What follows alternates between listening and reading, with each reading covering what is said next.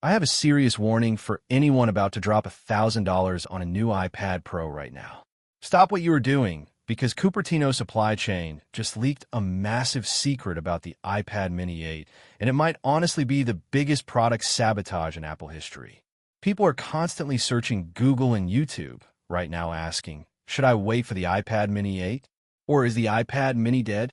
Well, not only is it alive, but the latest specs leaking out are so insane that this tiny tablet might actually cannibalize the rest of the Apple ecosystem.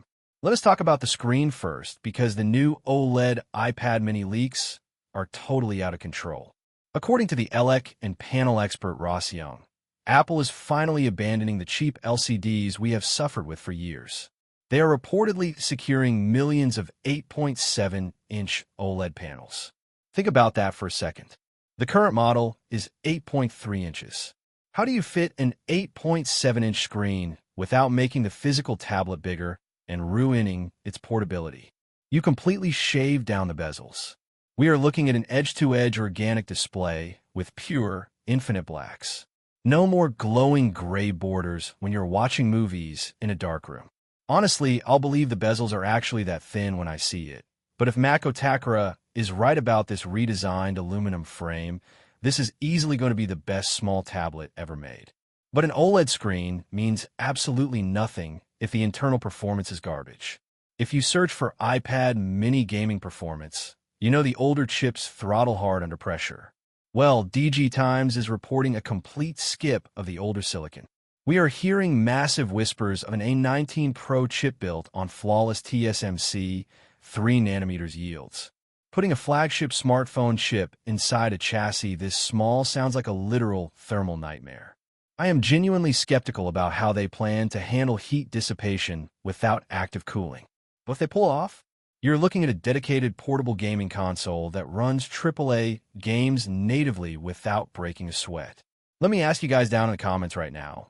Would you rather have a super thin iPad mini that gets a little warm during heavy gaming, or a slightly thicker one with a massive battery?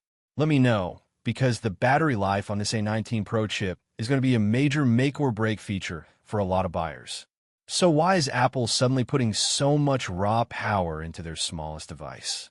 2 words: Apple Intelligence. The older models simply do not have the RAM or the neural engine to run local AI tasks.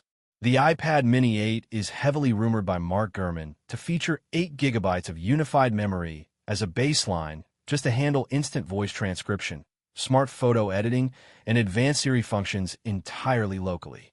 You won't need to ping a distant cloud server. It all happens right in your hands. This completely ends the iPad Mini versus iPad Air debate. Why would you buy the bulky Air when the Mini gives you the exact same AI capabilities in a footprint that fits in your jacket pocket? Add in the latest hardware rumors from Shrimp Apple Pro about official Apple Pencil Pro compatibility. Imagine getting the squeeze gestures, the barrel roll, and the premium haptic feedback on a massive 8.7-inch OLED canvas that you can hold perfectly with one hand. It basically turns this thing into a pocket-sized digital sketchbook.